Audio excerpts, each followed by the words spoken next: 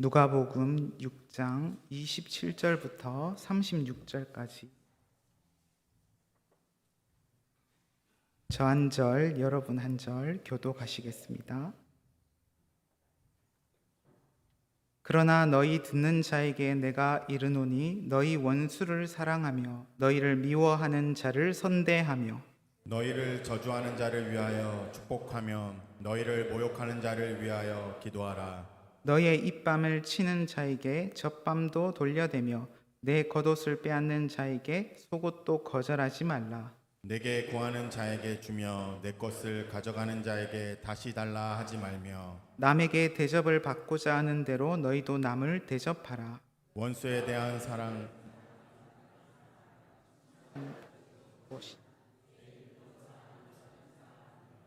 너희가 만일 선대하는 자만을 선대하면 칭찬을 받을 것이 무엇이냐? 죄인들도 이렇게 하느니라. 너희가 받기를 바라고 사람들에게 구워주면 칭찬받을 것이 무엇이냐. 죄인들도 그만큼 받고자 하여 죄인에게 구워주느니라. 오직 너희는 원수를 사랑하고 선대하며 아무것도 바라지 말고 구워주라. 그리하면 너희 상이 클 것이요 또 지극히 높으신 이의 아들이 되리니 그는 은혜를 모르는 자와 악한 자에게도 인자하시니라. 너희 아버지의 자비로우심과 같이 너희도 자비로운 자가 되라. 아멘. 오늘 말씀의 제목은 제자의 삶이라는 제목으로 한번 잡아봤습니다. 예수님께서 선포하시는 복음은 하나님 나라의 복음이라고 우리가 이해를 할 수 있습니다. 예수님께서 하나님 나라가 이미 임하였다. 항상 수언의 말씀에도 보면은 하나님의 나라가 임한 자들, 또 그 나라와 그 나라에 합당한 의가 우리에게 필요하다, 이런 말씀을 많이 하죠.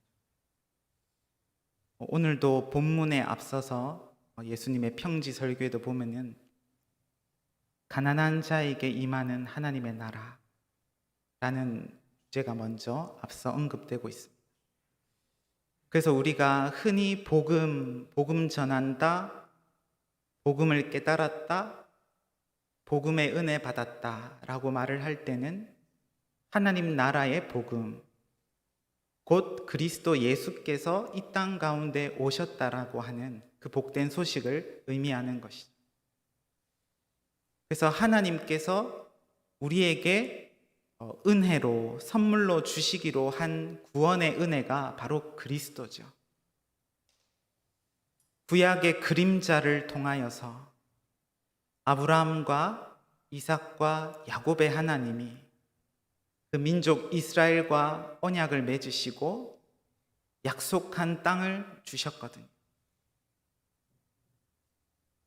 거기에서 하나님이 통치하시고 다스리는 그 축복, 약속된 자들에게 허락된 그 땅과 기업. 그런데 구약의 이 그림자로 주셨던 하나님의 나라와 복된 축복들이 사실상 그렇게 길게 가지 않고 우상을 통하여 또 하나님의 말씀을 무시하는 종들이 일어나고 왕들이 일어나면서 주변 강대국에게 고통을 당하는 일들이 생겨납니다. 시편에도 보니까 다윗의 시 가운데 시편 37편에 보니까 분명히 하나님께서 주신 기업 11지파에게 이렇게 나눠주셨잖아요. 레위 지파는 빼고. 분명히 주신 기업인데 이것이 강한 자들에게 압제당하면서 빼앗기고 희년이 되면은 돌려줘야 되는데 돌려주지 않고, 그런데 하나님 앞에서 경건하게 정직하게 온유한 자로 행하면서 그들이 땅을 기업으로 받을 것이라고 하는 기대 속에서 메시아를 기다리거든요. 구약에는 제대로 지켜지지 않았지만 보이는 땅을 통하여서 하나님께서 약속하신 것인데 예수님이 오심을 통하여서 그의 인격과 사역 가운데 나타난 하나님의 나라. 이제는 예수 그리스도로 말미암아 통치함 받고 다스려지는 구약의 그림자가 실체로 드러난 그것이 하나님 나라죠. 구원이 임한 것이죠. 우리의 노력과 지식과 수준과 상관없이 하나님께서 우리에게 은혜로 주신 것. 그럼 그게 은혜 언약 아닙니까? 아담 안에서 우리의 행위를 가지고 실패했기 때문에, 하나님 앞에 나아갈 수 있는 어떠한 의가 없기 때문에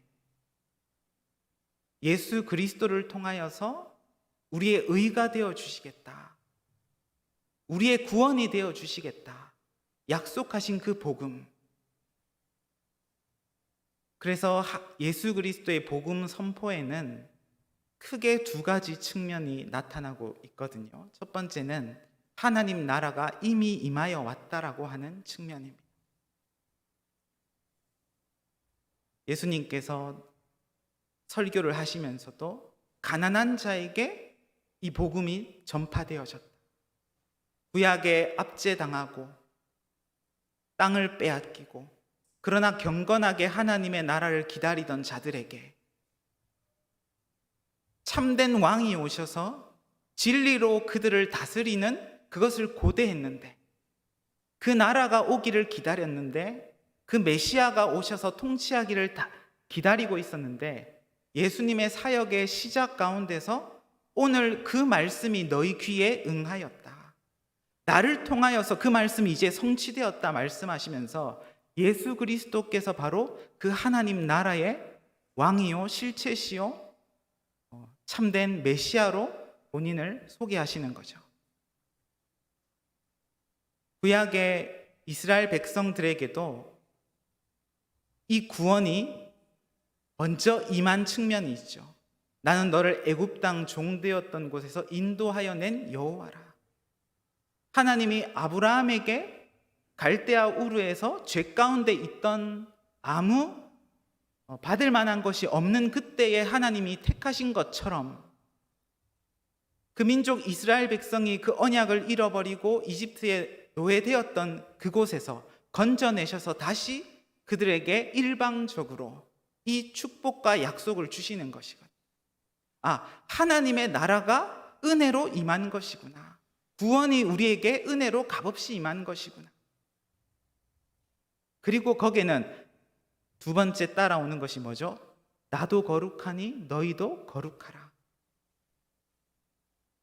하나님의 은혜가 임하는 측면이 있고, 이제는 그 은혜 가운데서 살아질 수밖에 없는, 이렇게 살아야 되는, 그것이 우리 안에서 순종으로 나타나져야 하는 그 측면을 같이 말하고 있는 것처럼, 예수님의 말씀에도 하나님의 나라가 임하였다.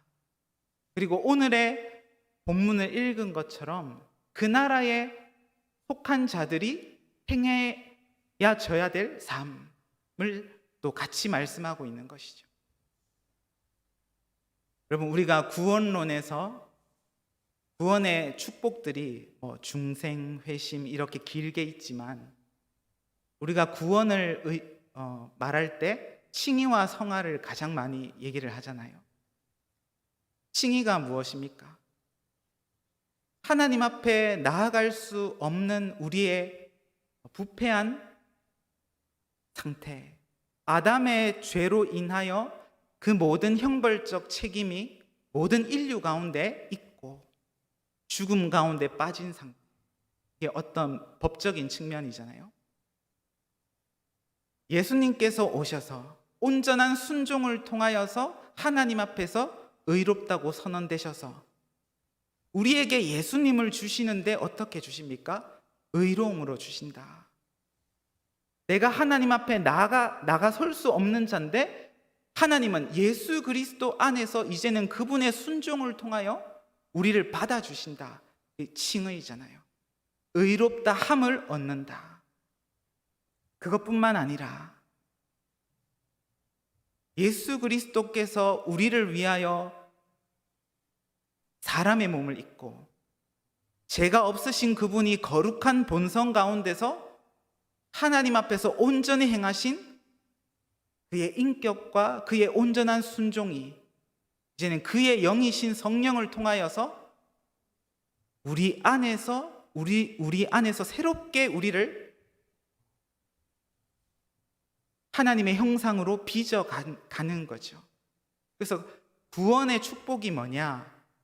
칭의와 성하다. 우리는 이렇게 신학적으로 잘 알고 있죠. 근데 많은 사람들이 칭의는 마치 오직 은혜, 믿음으로, 근데 성화는 마치 내가 해야 되는 것처럼, 분명히 우리의 순종이 함께 나와지는 것이지만 바울 사도가 증거하는 것처럼 이 두 가지 모든 축복이 바로 그리스도와의 연합을 통하여 오직 그리스도를 붙잡고 그 안에서 생명적 관계를 누려갈 때 거기서 나와지는 삶의 변화죠. 예수님께서 그렇게 끝까지 성령을 의지하면서 순종하지 아니하셨더라면 우리 안에 그러한 구원의 은혜가 나타날 수 없거든요. 그래서 예수 그리스도는 우리의 모든 의와 거룩함과 구원함이 되시는구나. 이 구원의 은혜가 우리에게 은혜로 체험되어지는 것, 나를 부르심만이 아니라 이제는 그 안에서 나를 변화시켜가는 하나님의 구원의 능력으로 체험되어져 가는 것. 그 은혜가 바로 구원의 은혜요, 우리 삶의 기쁨이요, 우리가 힘들지만 예수님을 끝까지 따라갈 수 있는 우리 안에 변화라고 생각됩니다. 변할 수 없던 내가 변화되어지는 것. 그러니까 내 안에 그를 끝까지 순종할 수 없었던 내가 이제는 순종할 수 있게 되는 것. 그래서 헤르만 바빙크라는 목회자는 그리스도의 자유가 뭐냐? 이제는 새 생명 가운데서 하나님의 법에 순종할 수 있게 된 자유가 우리에게 주어졌다라는 것. 예전에는 죄의 종노릇하고 육신의 종노릇하고 내가 하나님처럼 살아가는 인생 속에 세상의 기준에 반응하며 고통받고 살아왔다며, 이제는 그리스도 안에서 새 생명을 얻고 새로운 본성을 우리 안에 창조하셨고 우리가 이제는 그 진리의 말씀을 따라 순종하도록 우리 안에서 성령이 강권하시는 그 은혜, 이게 구원의 은혜고 이게 그리스도의 복음이구나. 그래서 그리스도가 아니면, 그리스도로부터 공급받지 아니하면은 성도의 상태가 어떠합니까? 믿음의 선배들이 잘 정리를 해준 것이 있죠. 구원받기 전에는 죄를 지을 수밖에 없는 상태, 우리가 구원받은 후에는 죄를 안 지을 수도 있는 상태, 우리가 궁극적으로는 죄를 지을 수 없는 상태로 나아간다.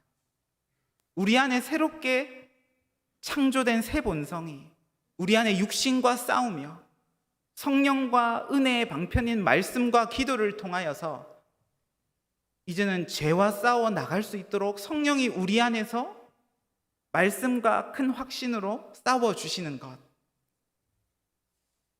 이것이 아니면 우리에게 무슨 소망이 있겠습니까? 그래서 그리스도 안에서, 그리스도로 말미암아, 그리스도를 통하여 그분 안에서 우리가 생각이, 우리의 마음이, 우리의 체질이 바뀌어져 가는 그것. 그래서 예수 그리스도 안에 있는 이 하나님의 나라가 우리에게 임하여졌고 이제는 우리 안에서 성령이 강권하시는 말씀 속에 이러한 순종의 삶이 내 자랑과 노력과 의지가 아니라 조금씩 변화되어 감 속에 이런 삶으로 변화되어지기를 우리가 같이 소망합니다. 어떤 학자들은, 제가 이 본문을 연구하면서 보니까 하나님께서 이루신 구원은 빼버리고 이것은 그냥 윤리적인 말이다 라고 해석하는 학자가 있고요. 또 다른 사람은 우리 편에서 나와질 수 없는 것이라고 딱 못 박은 사람도 있더라고요. 이거는 인간의 부패성을 그냥 폭로하는 글이다. 이거는 인간이 행할 수 없는 글이다. 그래서 오직 은혜만 바라봐라. 그러려고 한 말씀이다. 그러나 분명한 사실은 이것을 기록한 누가조차도 예수님께서 먼저 이 길을 가셨고 예수님께서 부어주신 성령으로 인하여서 사도들과 교회들이 성령 안에서 이러한 삶을 순종으로 나타내 보였다. 그래서 하나님께서 이루신 구원과 우리 안에서 드러나는 그 하나님의 영광이 충돌되지 않는다. 우리에게 단번에 일어나는 것은 아니겠지만 하나님께서 우리를 구원하셨고 우리 안에 성령으로 함께 하신다면 반드시 우리의 죄와 싸우시고 우리의 의와 싸우시고 하나님을 대신하여 내 영광을 세워갈 수밖에 없는 이 죄들과 싸우면서 나를 날마다 부인할 수밖에 없도록 말씀의 검으로 우리 안에서 싸워주실 줄 믿습니다. 그래서 오늘 본문을 말씀드린다면, 함께 나눈다면 첫 번째 27절에 보니까 그러므로 너희 듣는 자에게 내가 이르노니 너희 원수를 사랑하며 너희를 미워하는 자를 선대하며 너희를 저주하는 자를 위하여 축복하며 너희를 모욕하는 자를 위하여 기도하라. 이렇게 살아야 되는 원칙을 말씀해 주셨습니다. 원수를 사랑하라. 여기서 말하는 원수는 종교적으로 핍박을 가하는 원수거든요. 제가 이 말씀을 묵상하면서 나에게 원수가 있는가? 지난주에 목사님께서 저희 가족 식구가 원수다 말씀을 주신 것을 또 한번 생각해 보면서 얼마 전에 집에 내려갔는데 저에게 참 많은 것들을 지원해 주시거든요.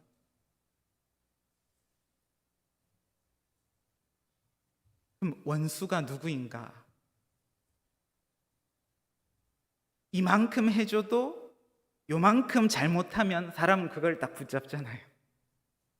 나를 위하여 이만큼 수고하고 헌신을 해줬는데도 불구하고 그것은 이미 부모님이고 가족이니까 당연한 것이 되어 있고 내한테 요만큼 잘못해주는 거는 마음에 깊이 품고 살 수밖에 없는 상태. 사실은 지금은 교회 다닌다고 핍박하는 것이 많이 없고 신학교 다닌다고 하면은 주변에서 경제적으로 지원할 만큼 예수 믿는 것을 핍박하는 사람은 없는데 북한에는 지금도 예수 믿는 것 하나 때문에 고통을 당하는데 우리 너무나 살기 좋아졌는데 사실 너무 살기 좋아져서 너무나 나를 사랑할 것이 많아서 힘든 시대가 된 것이죠. 부모님의 은혜에 감사하고 하기보다 오랜만에 갔는데 전부 다 좋은 옷을 입고 있더라고요. 좋은 옷을 입고 있는데 저한테는 카드 주면서 아울렛에 갔다 오라는. 화가 나서 더 현대 대구로 달려가. 근데 간이 적으니까 비싼 걸 못 사는 거예요. 그래서 고통당하다가 그냥 돌아오게 됐거든요. 누가 원수인가? 원수를 사랑하라. 나를 하나님처럼 세워가는 인생 속에서는 복된 사람도 원수를 만드는 것이 아닌가라는 생각이 듭니다. 참 하나님 안에서 교제하고 많은 축복을 나눌 수 있는 관계인데도 불구하고 분명히 하나님이 야곱에게는 큰 은혜를 주셨거든요. 그런데 하나님께서 주신 큰 은혜를 받았음에도 불구하고 말씀도 사모하고 그런데도 살아가는 삶 속에서는 사기를 칠 수밖에 없는 모습 속에 사실 원수를 만들 수밖에 없거든요. 은혜를 받았지만 아직 우리가 복음으로 온전히 변화되어지고 오직 은혜를 하나님을 의지하는 이것이 우리에게 변화가 되어지지 않은 만큼은 형을 속이고 아버지를 속이고 형을 원수로 만들고, 그러니까 하나님이 야복 강가에서 온전히 무릎 꿇게 할 수밖에 없는,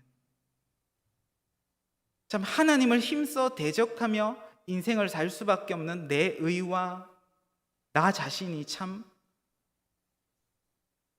원수된 세계일 수도 있겠구나. 제가 예전에 함께 신앙생활 하는, 또 같이 신학을 함께한 친구가 있는데, 그 교회 안에서 어떤 큰 투자를 했는데 그 교회 안에서 사기를 당했더라고요. 가장 하나님께 예배 드려야 될, 예배 드리고 영광 돌려드릴 수 있는 예배 시간에 와서 가장 큰 고통을 당하는 거예요. 왜냐하면 돈을 갚지 않는 저 성도와 투자한 이 성도가 함께 예배를 드리니까. 그러면서 오늘 내 동생이 예배 시간에 뛰쳐나가서 울었다라는 거. 그러면서도 하는 말이 뭐냐, 우리가 하나님의 영광을 위하여 투자한다고 투자했는데 거기서 참 우리 자신의 기쁨과 영광을 추구하는 것들이 발견되어지면서 그 고통 가운데 하나님을 계속 찾을 수밖에 없는, 하나님 나는 무엇을 추구하고 있습니까? 라고 이렇게 찾고 있는 거예요.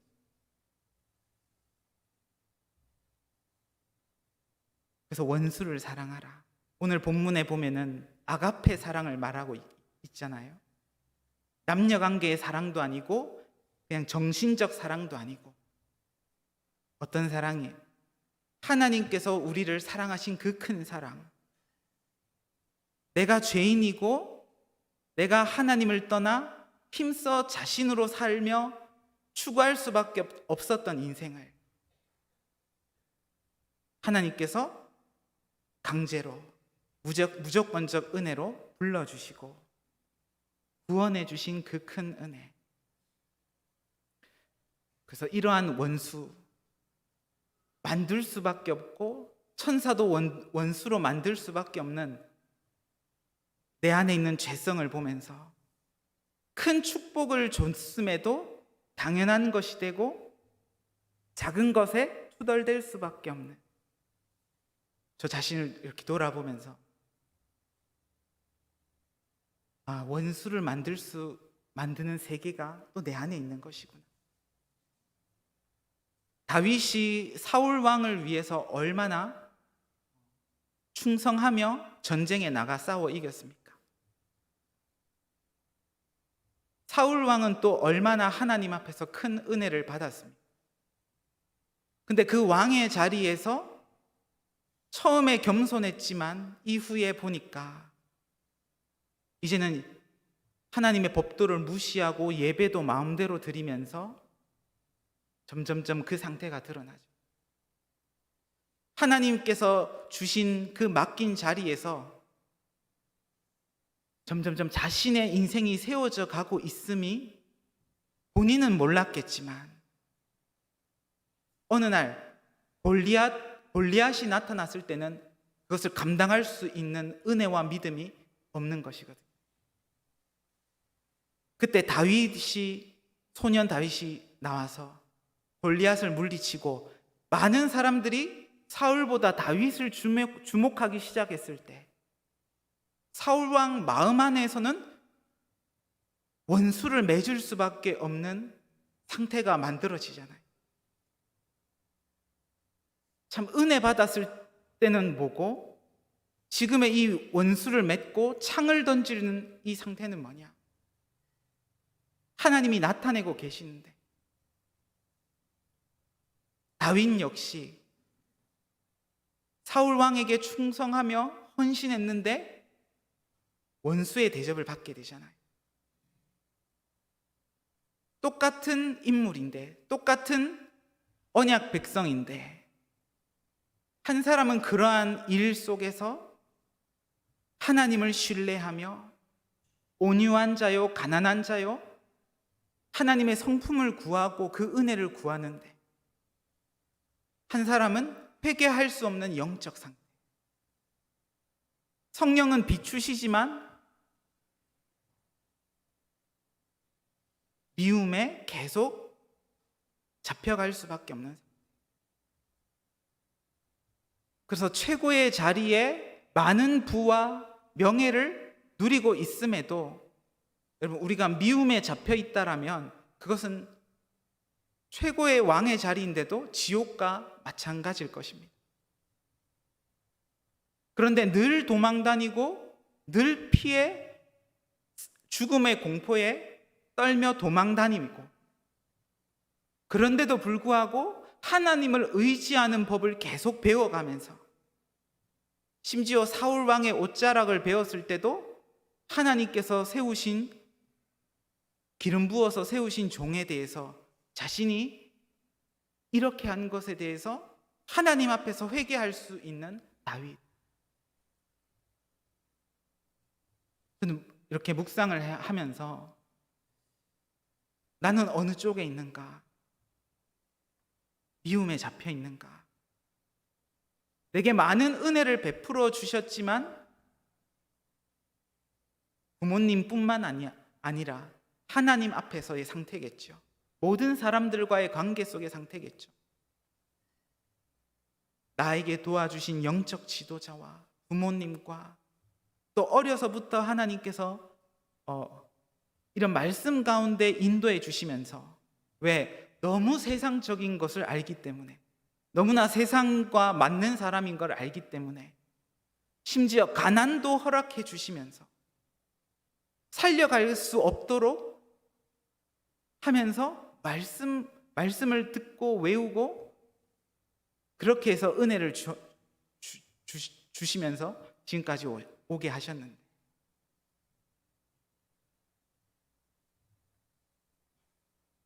그러한 반응도 있지만 한편으로는 그 부분이 채워지지 않음 속에서, 하나님, 내가 이 말씀을 또 읽고 연구할 수 있고 기도할 수 있도록 은혜 주심을 감사합니다. 불만 속에서도 감사가 나시더라고요. 초등부 설교를 준비하는데, 하나님, 내가 이 말씀을 많이 듣고 읽었지만 이런 말씀이 아니네요.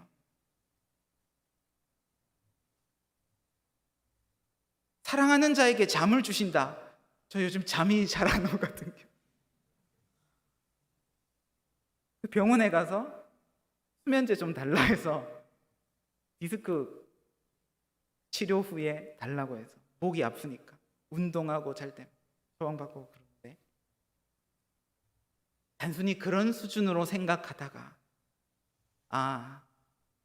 솔로몬 왕이, 다윗 왕이 이루어 놓은 그 큰 업적 가운데서 자신이 그러한 영성과 실력과 이런 것을 갖출 수 없기 때문에 하나님 앞에만 온전히 엎드리고 매달리는 일천번제 가운데 하나님 완전 낮추시고 죽이신 거죠. 그리고 그 은혜가 언제 임합니까? 깊게 잠들게 해서, 꿈에 나타나서 넌 나에게 무엇을 구하느냐라고 했을 때 듣는 지혜, 또 이 백성을 다스릴 수 있는 하나님 지혜를 주세요. 그때 하나님께서 지혜를 약속하시고 응답을 주시잖아요. 그래서 하나님께 사랑받은 자요, 여디디야라는 이름. 그래서 시편 가운데에 하나님을 찬양하면서 사랑하는 자에게 잠을 주시는도다. 자신의 인생 속에 하나님께서 행하신 그 은혜와 나의 노력과 의지와 열심과 실력이 아니라 나를 낮추시고 나를 엎드리게 하시고, 심지어 그것까지도 내 의가 될까봐 나를 꿈 가운데서 내게 응답을 주신 그 하나님의 놀라운 은혜, 그것을 찬양하는 시편을 짓게 하신 거더라고요. 이게 하나님의 구원의 능력이고, 이게 복음의 능력이고, 그것을 체험하고 간증할 수밖에 없는 그런 솔로몬의 상태. 말씀을 맡기시고 말씀을 연구할 수 있도록 허락하신 하나님. 하나님 감사합니다. 또 기도하면서 또 읽어보는 거죠. 그리스도 안에 있는 그 축복은 점점 더 우리를 온전케 하고 더 진리를 더 바르게 진리를 선포할 수 있는 곳으로 우리를 인도하는 줄 믿습니다. 예수 그리스도를 더 알고 예수 그리스도의 말씀을 더 깊이 알아가는 것. 그리고 그 말씀이 지식이 아니라 내 삶의 구원의 능력으로 체험되어지기를 또한 소망합니다. 너희 원수를 사랑하라. 그리고 너희를 저주하는 자를 위하여 축복하며 너희를 모욕하는 자를 위하여 기도하라. 왜 저주하고 왜 모욕합니까? 구약에 하나님에 대하여 올바르게 선포하는 선지자들, 하나님 앞에서 올바르게 살고자 한 자들을 모욕하고 저주하고 오히려 가짜 선지자들을 이렇게 높이던, 그러나 예수를 올바르게 믿고 하나님을 올바르게 섬기는 것 때문에 고통을 당하는 그때에 너희에게 복이 있는데, 그리고 그렇게 하는 자들을 위하여 이제는 축복하고 기도해줘라. 이게 사람이 할 수 있는 길이겠는가? 아니면 예수 그리스도 안에 있는 그 사랑 가운데 우리가 이끌려가면서 그 순종 가운데서 행할 수 있는 것이겠는가? 그래서 할 수 없는 나를 일단 하나님께서 말씀으로 비추는 것이죠. 예수님께서 우리에게 주시고자 하는 것은 단순히 바리새인들이 행한 그 외적 의보다 내면에서부터 참으로 변화되어진 순종을 원하시기 때문에, 너희 의가 바리새인과 서기관보다 더 낫지 아니하면 천국에 들어갈 수 없다. 오로지 예수 그리스도 안에서 그분의 은혜, 성품, 그분을 닮지 아니하면 불가능한 일이구나. 그럼 할 수 없는 그 상태를 보면서 계속 은혜를 구하는 것이죠. 하나님, 전 참 여유로움이 없습니다. 하나님, 나는 작은 것들 속에 감사가 없습니다. 단순히 입으로 감사합니다, 감사합니다 라고 먼저 하는 것도 중요하지만 내 마음 저 깊은 곳에서부터 하나님, 나를 구원하시고 내게 이 말씀을 듣게 하시고 또 이 복음을 위하여 살 수 있도록 인도해 주시고 교회를 만나게 하시고 귀한 성도를 만나게 하신 것, 또 부족한 종에게 또한 학생들을 맡기셔서 말씀을 가르치고 또 그를 위하여 기도하고 말씀을 읽도록 훈련시켜 주시는 그 모든 일 속에 하나님 감사합니다. 또 저에게도 이런 일이 회복되어지고 여러분에게도 회복되어지기를 바랍니다. 너의 입밤을 치는 자에게 젖밤도 돌려대며 내 겉옷을 뺏는 자에게 속옷도 거절하지 말라.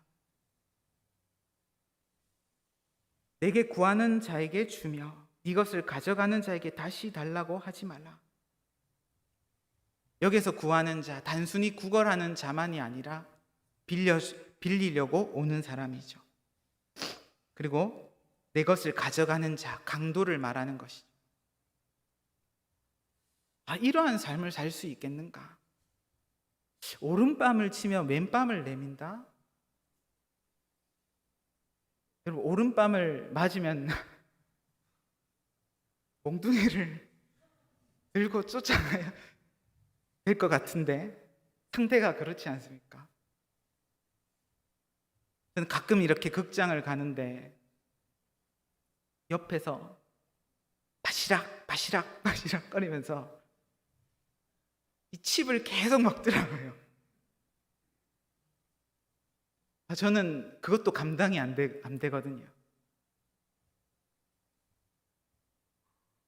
분노가 이까지 차였다가 다행히 앞사람이 가서 말을 하더라고요. 또 한 번은 옆에서 또 막 떠들면서 대화하면서 극장에서 영화를 보더라고요. 머리 끝까지 차올라서 한마디 하려고 하는데 건장한 남성 두 분이어서 하나님께서 또 참게 하시고 고통당하게 하시고, 그러면서 나의 이 귀한 시간, 내가 나를 위하여 돈을 내고 10,000원 이상을 투자해서 이 귀한 시간에 여기 들어왔는데, 나를 기쁘게 하려고 모든 것을 준비해 왔는데 나의 기쁨을 방해하는 저 세력들. 근데 하나님께서는 그리스도 안에서 양식을 먹고 마셔라. 그리고 네가 거할 곳은 거기가 아니다 말씀하시지만 인정하고 오는 것이 아멘. 순간순간 참 나를 살리는 것에 얼마나 전문성이 있는지 모르는 사람이거든요. 어떻게 왼밤을 맞고 오른밤을 낼 수 있을까? 사도 바울을 이렇게 보니까 분명히 로마 시민권을 가지고 있고 이것을 감옥에서 이렇게 보여줬을 때는 그러한 대우를 받지 않고 매를 맞지 않을 상황인데도 바울의 모든 관심은 이 복음이 증거되어지는 것, 하나님의 손에 매이고 잡히는 그것, 말씀에 잡히고 성령에 잡히고 영혼 사랑에 잡히고 참 하나님께 내 자신이 온전히 드려지는 그때 우리의 정신과 마음과 행위가 다 온전해질 줄 믿습니다. 그게 자유구나. 내 마음이, 내 생각이, 내 관심이, 내 행동이 주님 마음대로 주장해 주세요. 또 주님 기뻐하시는 곳에 내가 드려질 때. 그래서 지금 현대를 살아가고 있는 저희는 크게 어떤 또 교회도 많고 하니까 전도나 선교회 현장에 많은 참여를 못 하잖아요. 근데 시간을 내서 늘 우리가 살아가는 삶 속에서 뭐가 더 좋고 이번에 뭐가 새로 나왔고 기종이 뭐가 더 좋고 챗GPT가 나왔고 너무나 풍요로운 삶 속에서 쉽게 신앙생활을 할 수 있는 상황 속에 있지만 한 번씩 모든 것이 내려놔진 선교 현장을 갖는 사람들 중에 은혜 받아온 사람이 참 많은 것 같더라고요. 먹을 것이 맞지 않고 잠자리도 맞지 않고 어떤 현장엔 에어컨도 없고 히터도 없는 곳 속에서 고난 속에서 참 영혼 하나만 생각하면서 평소에 그래 보지 않았는데 그렇게 하나님의 그 사역을 위하여 일반 사람들이, 일반 성도님들이 가서 동참하고 와서 참 하나님의 영혼을 위하여 헌신하는 것이 이런 기쁨이 있구나. 다시 돌아왔을 때는 또 나와 비슷한 수준의 사람들과 관계하면서 또 서로 비교하면서 집이 몇 평이고 뭐가 더 이런 것들을 생각하겠지만 한 번씩 그렇게 영적으로 빛을 받고 오면은 참 영혼을 위한 가치, 또 그렇게 수고하는 것 속에 기쁨이 많이 체험되는 것 같아요. 그래서 우리는 예수의 생명을 말하고 증거하고 그것에 관심을 가질 때 우리의 마음과 정신이 올바르게 자꾸 회복되어져 가는 것 같습니다. 할 수 없는 중에 그런 은혜를 구하며 31절에 보니까 남에게 대접을 받고자 하는 대로 너희도 남을 대접하라. 구약에서부터 하나님은 이러한 방식으로 다른 사람의 아픔을 경험하면서 내가 배고파 받고 내가 가난해 받고 내가 어려워 받고 그러면 다른 사람도 그 심정을 이해할 수 있게 되잖아요. 그러한 측면 가운데서 다른 사람을 이해하는 것들 속에서 돕도록 구약에서부터 말씀이 증거되어져 왔는데 오늘 누가는 그것과 더 넓은 의미에서 구약에선 내 이웃을 내 몸과 같이 사랑하라고 했다면 그때는 이웃이 누굽니까? 이러한 말씀을 율법의 말씀을 함께 갖고 살아가는 이웃이 있었다면 오늘 예수님의 말씀은 원수를 내 몸과 같이 사랑하라. 구약에서 내려오던 그 말씀을 더 초월해서 왜? 이게 예수 그리스도 안에서 가능하기 때문에 사람 안에서 나올 수 없지만 예수님이 바로 그 길을 가셨고 그 길을 따라올 수 있도록 열어주시는 분이시기 때문에 그래서 남을 대접받고자 하는 대로 너희도 남을 대접하라. 너희가 만일 너희를 사랑하는 자만을 사랑하면 칭찬을 받을 것이 무엇이냐? 죄인들도 사랑하는 자는 사랑한다. 요즘에는 마땅히 사랑해야 될 관계도 사랑이 없어지는 시대잖아요. 가정이 깨어지고. 그래서 부부가 사랑하며 살아가는 것도 잘 보기 힘든 시대인데 부부가 사랑하는 것, 그거 사실 당연한 건데 그건 죄인들도 한다.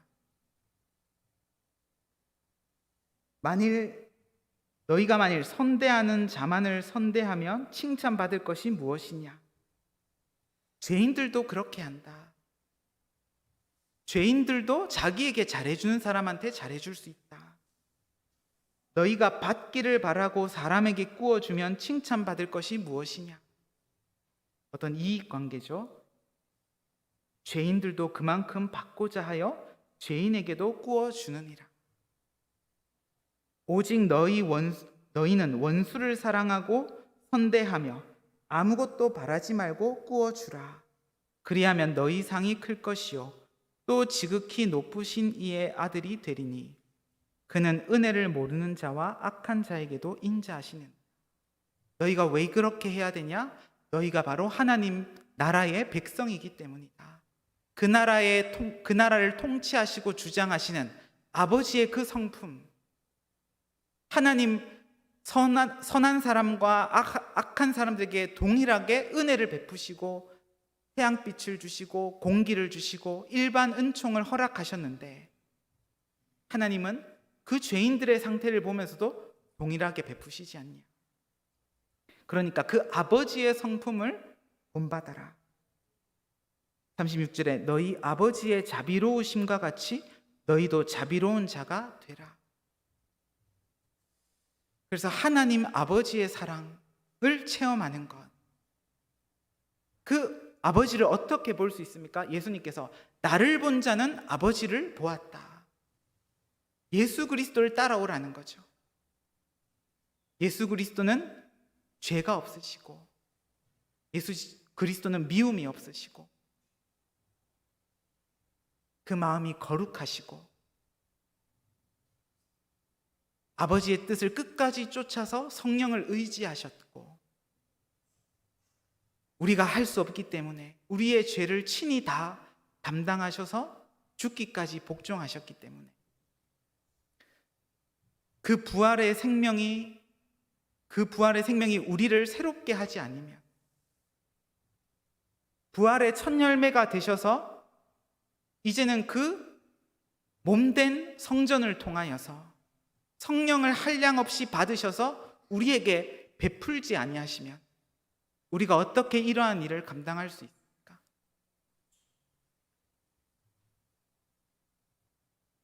예수 그리스도 안에서는 이 모든 일이 가능하구나. 육신으로는 할 수 없지만 하나님 안에서는 가능하구나. 주님, 내 인생이 이렇게 바뀌어질 수 있겠습니까? 나를 사랑하는 사람도 올바르게 사랑할 수 없고 내게 작은 손해를 끼치면은 오른밤을 맞았을 때 왼밤을 내어주는 게 아니라 몽둥이를 들고 쫓아갈 수밖에 없는 상태인 나를 하나님, 이 굳은 마음과 하나님께 순종할 수 없는 이 육신을 아시는 주님, 나의 삶 속에 원수를 만들 수밖에 없는 하나님, 내 안에 어둠을 보면서, 죄성을 보면서 하나님, 사실은 구원의 능력은 이 정도가 아니지 않습니까? 하나님은 나를 지금의 상태보다, 내가 알고 있는 복음보다, 내가 지금까지 누린 복음보다 더 큰 구원의 능력이 하나님 안에 있는 줄 믿고 소망합니다. 하나님, 진짜 내가 지금까지 믿었는데 이 정도가 한계입니까? 내가 알고 있던 구원의 능력이 이 정도가 한계입니까? 그러한 상태들이 보여질 때마다 주님 가신 그 십자가의 길을 의지하며 날마다 하나님, 그래서 이런 나를 구원의 능력으로, 하나님의 은혜로 나를 새롭게 하여 주옵소서. 소망을 갖고 변화시키는 능력을 사모하시는, 그래서 그러한 우리의 자신과 옛사람을 날마다 부인하며 십자가에 넘겨주는 그런 귀한 한 주간이 되시기를 바랍니다. 기도하겠습니다.